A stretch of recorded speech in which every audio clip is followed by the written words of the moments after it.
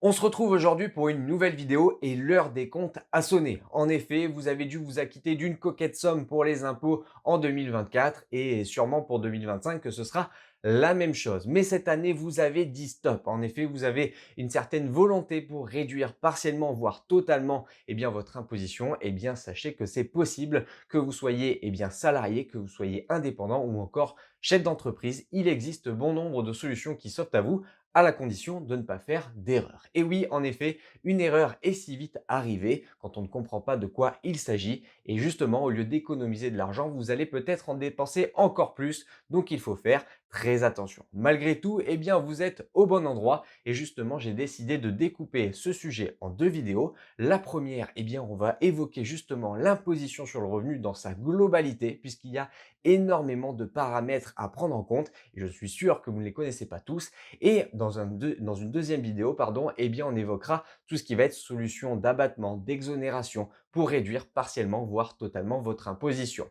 Mon fil rouge, ça va être l'exemple de Sylvain, père célibataire, sans enfant mais serial investisseur. Il paye pas moins de 8 000 euros. Nous verrons justement au fil de ces vidéos comment passer de 8 000 euros d'impôt à 0 € d'imposition, le tout légalement. J'insiste dessus puisqu'il existe justement bon nombre de solutions légales qui s'offrent à vous et c'est uniquement celle-ci que nous verrons ensemble. Intéressé? C'est parti.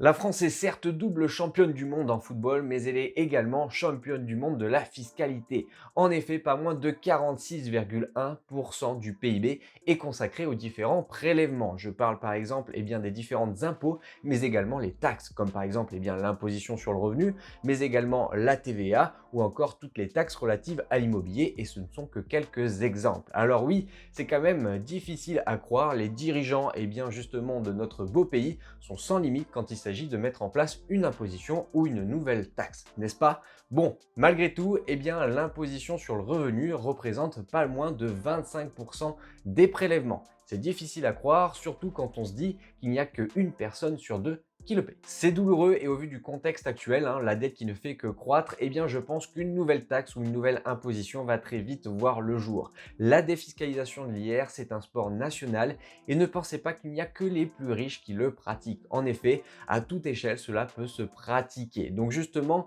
pour mieux le comprendre, il va justement falloir observer tout ce qui se cache derrière l'imposition sur le revenu. Pour continuer un petit peu plus, je pose quelques notions importantes. L'imposition par le foyer fiscal. Il ne s'agit pas d'un foyer au sens littéral du terme, mais d'une famille. Ainsi, le foyer fiscal concerne l'imposition commune pour les personnes pacsées ou mariées, en prenant en compte les enfants mineurs et même majeurs si ces derniers sont toujours rattachés au foyer fiscal. Le revenu global, il englobe tous les revenus, quelles que soient les catégories. Revenus du travail, du capital, des plus-values, etc., de tous les membres du foyer fiscal. Chaque année, vous devez déclarer l'ensemble de vos revenus, malgré que la plupart soient prélevés directement à la source. Vous le savez, le fameux passe. Mais le plus important réside dans la compréhension justement du montant que vous devrez au niveau de votre imposition sur le revenu et de son calcul. Et oui, là, on a justement ce qu'on appelle le TMI, les tranches marginales d'imposition qui entrent en jeu. Et oui, puisque vous le savez peut-être pas, mais le barème de l'imposition sur le revenu est progressif. C'est-à-dire que si vous entendez des choses totalement absurdes comme quoi, si vous gagnez plus, au final, avec l'imposition, vous allez gagner moins, ce n'est pas possible puisqu'il y a le mécanisme de progressivité. Le TMI est un barème progressif par tranche sans effet de seuil. Autrement dit, si vous gagnez 25 000 euros net imposables, vous n'êtes pas imposé à 11%. C'est un peu plus complexe. Et si, par exemple, comme un de mes anciens collègues, vous changez de tranche d'imposition suite à une augmentation, par exemple, si vous passez à 30 000 euros net imposables, vous n'êtes pas perdant. La réflexion que je constate souvent est la suivante. Ce raisonnement est totalement faux et vous n'allez pas gagner moins si vous changez de TMI. Voici le mécanisme de détermination de l'impôt correct. Vous êtes bien loin du raisonnement précédent. Ayez en tête que vous avez une première tranche de revenus taxée à 0%, puis une seconde à 11%, puis une troisième taxée à 30%, etc. Seuls les euros en surplus seront taxés à X%. Ainsi, dans le second cas, C'est le delta entre le salaire net imposable, soit 30 000 euros, et le montant minimum du TMI 30%, soit 28 798 euros, qui déterminera votre IR imposé à 30%, soit 1202 euros de votre salaire net imposable imposé à 30%, ce qui équivaut à 361 euros d'impôt. Et c'est bien là justement où réside la plupart des erreurs. En effet, la plupart des personnes confondent TMI et taux moyen d'imposition. Le taux moyen d'imposition est différent puisque vous n'avez plus qu'à diviser votre imposition totale par justement les revenus que vous gagnez. Et bien justement, si on compare TMI et taux moyen d'imposition dans notre exemple, on a un TMI de 30% et un taux moyen d'imposition à 7,6%, ce qui fait quand même une nette différence. Passons maintenant à la déclaration justement d'impôt de Sylvain. Alors une déclaration est très rapide si vous ne gagnez uniquement que votre salaire. En effet, la plupart du temps, il est préenregistré et vous n'avez finalement plus qu'à valider l'opération et voilà, c'est terminé. Mais lorsque vous allez commencer à investir de plus en plus et à diversifier vos classes d'investissement, là, ça va sérieusement se complexifier. Pour vous présenter cela, j'ai repris la méthodologie présentée par l'État français sur les 5 grandes étapes de calcul de l'IR: revenu global, revenu brut global, revenu net imposable, impôt brut et impôt net à payer. Reprenons l'exemple de notre fil rouge et retrouvons Sylvain. Vous le constatez, Sylvain gagne très bien sa vie. Ce célibataire sans enfant et salarié dans un grand groupe international investit une partie de ses revenus à ses heures perdues. Sylvain coche toutes les cases pour payer un maximum d'impôts sans être éligible à aucune aide. Mais MPM Investissement va aider Sylvain à optimiser le tout. Intéressons-nous à la première partie de l'IR de Sylvain. Il n'y a pas que les revenus du travail qui sont à déclarer à l'IR, surtout quand vous commencez à investir comme notre ami ici présent. En principe, plus vous allez vous diversifier au niveau de vos revenus, plus vous serez protégé, mais plus votre déclaration fiscale sera complexe. Cette étape consiste à lister tous les revenus du foyer fiscal de Sylvain et de les catégoriser. Sylvain gagne 70 920 euros annuellement répartis sur 3 sources de revenus: son salaire, son revenu de capital et son revenu foncier. Le salaire représente 87% de ses revenus, une part importante, mais comme la majorité d'entre nous, qui met en lumière l'importance de la diversification via l'investissement. Dans cette étape, vous pouvez retrouver également les plus-values, immobilières ou mobilières, et d'autres types de revenus bien spécifiques. Le salaire net imposable annuel de Sylvain est indiqué sur sa fiche de paie de décembre. À ce salaire, Sylvain a la possibilité d'avoir un abattement de 10% représentant ses frais professionnels ou d'avoir des frais réels. Sylvain n'est pas très loin de son lieu de travail et dépense 250 euros mensuellement à titre de frais professionnels comme les péages, essence ou restauration par exemple. Il est plus intéressant pour Sylvain d'opter pour l'abattement à 10% plutôt que les frais réels. Cela lui permet de réduire son revenu net imposable de 6 183 euros, soit 55 647 euros. Passons maintenant au revenu du capital de Sylvain, et là, c'est clairement pas optimisé puisqu'il n'a qu'un CTO et donc les dividendes qu'il perçoit, les 1850 euros de dividendes, vont passer par la case fiscalité, la PFU de 30%.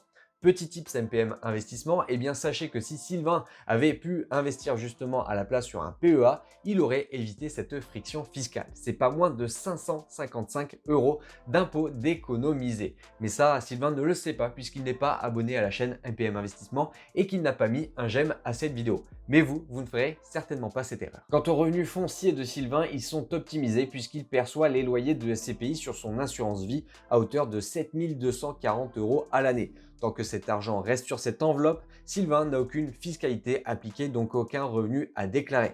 Bravo Sylvain. Le but de cette première étape est d'avoir un maximum de revenus et un minimum d'assiettes imposables. Et pour cela, il y a plein de solutions pour le réduire. On l'a vu, vous avez par exemple les frais réels ou alors l'abattement de 10%, mais vous avez également le régime microfoncier ou les frais réels pour l'immobilier. Vous avez également l'assurance vie, le PEA, le PER. Il y a vraiment beaucoup de solutions qui s'offrent à vous. Soyez rigoureux au niveau de toutes ces optimisations parce que sur le long terme, ça peut représenter une réelle fortune. En parlant justement de rigueur, veillez à bien déclarer tous vos revenus puisque justement, même s'il y a une erreur ou une omission, il n'y a pas de pénalité si cela représente moins de 5%. Par contre, on va vous demander justement de régulariser et au-dessus, il peut y avoir des pénalités qui s'appliquent, donc faites très attention. Suite à cette première étape, Sylvain enchaîne sur la seconde étape qui consiste à déterminer son revenu net imposable. Celui-ci est défini à l'issue de la déduction d'abattements fiscaux éligibles et ou de charges déductibles. Sylvain verse annuellement sur son PER 6 600 euros, une charge qu'il va pouvoir déduire directement de son revenu global. C'est sa seule charge déductible. Le revenu net imposable de Sylvain est donc de 49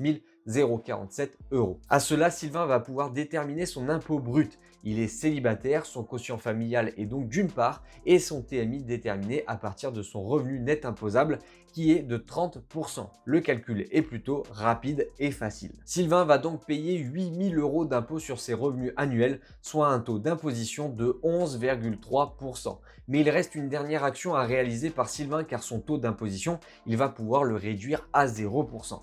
Comment? Grâce à plusieurs mécanismes. Dans les 4 étapes précédentes, vous avez constaté l'importance de vos placements dont les gains peuvent échapper à l'impôt, l'assurance vie et le PEA par exemple. Eh bien, il y a des charges qui permettent de réduire votre assiette imposable, comme les frais réels, les PER. Eh bien, la 5e étape permet de déduire directement l'IR grâce aux réductions et crédits d'impôt. Sylvain peut déduire de son impôt plusieurs investissements ou dépenses qu'il réalise. En l'occurrence, Sylvain a choisi d'investir dans un jardin industriel à 13%, mais il aurait pu investir dans les groupements forestiers d'investissement, faire des dons à des associations et déduire les frais de garde d'enfants ou encore déduire les frais d'un emploi à domicile de type jardinier ou femme de ménage par exemple. Eh bien, Sylvain est allé à l'essentiel et au plus efficace. Il investit 7 080 € à 13% pour gommer totalement son impôt brut de 8 000 € que l'administration fiscale lui remboursera l'année suivante. Une belle opération d'optimisation de la part de Sylvain. Petit tips MPM Investissement, sachez qu'il y a une erreur assez classique et connue également, c'est la distinction entre réduction d'impôt et crédit d'impôt. Eh bien, la différence réside justement que avec une réduction d'impôt, eh bien, il ne vous sera pas possible de percevoir un chèque de l'État même si votre imposition sur le revenu descend en dessous de 0 €. Alors qu'avec le crédit d'impôt, oui. Voilà, on arrive déjà à la fin de cette vidéo et vous le voyez, le calcul de l'imposition sur le revenu est quand même assez complexe et il fait rentrer pas mal de paramètres. Il y a pas moins de 5 étapes à prendre en compte. La première, eh bien, c'est déjà d'éviter d'investir sur des enveloppes qui vont favoriser justement l'imposition. Il faut peut-être privilégier un petit peu plus l'assurance vie et le PEA par exemple. Ensuite, eh bien, vous allez chercher à réduire votre assiette imposable, comme par exemple les frais réels, ou alors si vous investissez sur l'immobilier, peut-être privilégier justement du LMNP ou alors encore privilégier les versements sur un PER. Il y a beaucoup de solutions. Et enfin, vous allez avoir votre réduction d'impôt ou les crédits d'impôt. Et bien pour cela, je vais tout vous expliquer dans ma prochaine vidéo. Alors n'hésitez pas justement à vous abonner et activer la petite cloche pour recevoir toutes les notifications. Ainsi, je vous présenterai justement comment Sylvain peut passer de 8 000 € d'impôt à 0 € d'impôt. Alors, intéressé? Eh bien, d'ici là, investissez, réfléchissez, devenez riche. C'était Mathias. Ciao, ciao.